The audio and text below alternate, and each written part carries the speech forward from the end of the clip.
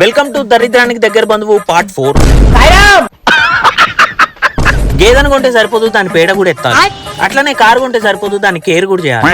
Puncture ని ప్రేమగా చూడాలి, స్మూత్ గా సర్వీస్ చేయాలి, ముద్దుగా మెయింటైన్ చేయాలి అండ్ అది ఇచ్చే కష్టాలకు కమిట్ అయి ఉండాలి. లైఫ్ లో కష్టాలు కొని తెచ్చుకోవాలంటే ఒక్క పని చేయండి భయ్య, ఫోక్స్ వ్యాగన్ కార్ కొనండి. అలా రన్నింగ్ షూస్ వేసుకుని వాకింగ్ చేస్తూ కార్ దగ్గరకు వస్తే ఇలా పంచర్ అయ్యి ఉంది. దీన్ని పంచర్ కాదు, ఫ్లాట్ టైర్ అనాలన్నమాట. ఇక ఏమాత్రం లేట్ చేయకుండా మనకున్న 2 నెంబర్ తెలివితేటలతో టైర్ ఇప్పుదామని ఫిక్స్ అయిపోయినా. సో ఫస్ట్ మన కార్ కూడా లైఫ్ లో పైకి ఎదగాలని ఫస్ట్ ఫ్లోర్ కి లేపి నడిచిప్పాలన్నమాట. చేయితో ట్రై చేసిన, కాలుతో ట్రై చేసిన, నిల్చొని ట్రై చేసిన, కూర్చొని ట్రై చేసిన, ఎగురుకుంటూ ట్రై చేసిన, చెమట చుక్క కారింది కానీ నా కష్టానికి కలిసి రాలేదు భయ్య. ఎక్కడో తప్పు చేస్తున్నా అని తెలుసు కానీ ఎక్కడ చేస్తున్నానో తెలీదు. ఇదిగో ఇక్కడ ఉంది యాక్చువల్ కల్ప్రిట్. నా కష్టం చూడలేక మా ఫ్రెండ్స్ కూడా ఒక చేసిరు, బట్ చిన్న చింతకాయ కూడా రాలేదు. మా వాళ్ళు నాకంటే మేధావులు కదా, ఇట్లానే ఉంటది కథ. అప్పుడు వచ్చాడు జుంపాల జిలేబీ మామ. ఎక్కడి నుంచి వచ్చిండో, ఎవరు చెప్తే వచ్చిండో కానీ నువ్వు ఈ బ్రెయిన్ తో మాస్టర్ చదివినా అని అడిగిన భయ్య. పెద్ద మాట అన్నాడు సార్. ముఖం ఏడబెట్టుకోవాలో అర్థం కాలేదు.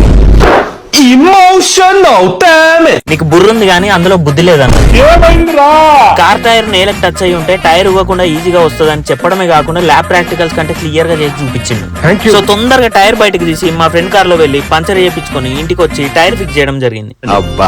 ఇక్కడ మనం అర్థం చేసుకోవాల్సింది ఏంటంటే నీకు వచ్చినా రాకపోయినా సిన్సియర్ గా ట్రై చేస్తే దేవుడు ఏదో రకంగా హెల్ప్ చేస్తాడు భయ్య. సో ట్రై చేయడం ఆపక భయ్య.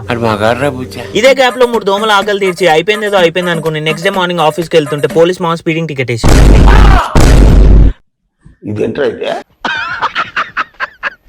స్పీడింగ్ టికెట్ ఒక ఎత్తు అయితే ఇంకో పెద్ద పెంట అయింది భయ్య. ఆ పెంట ఏంటో నెక్స్ట్ వీడియోలో చూపిస్తా.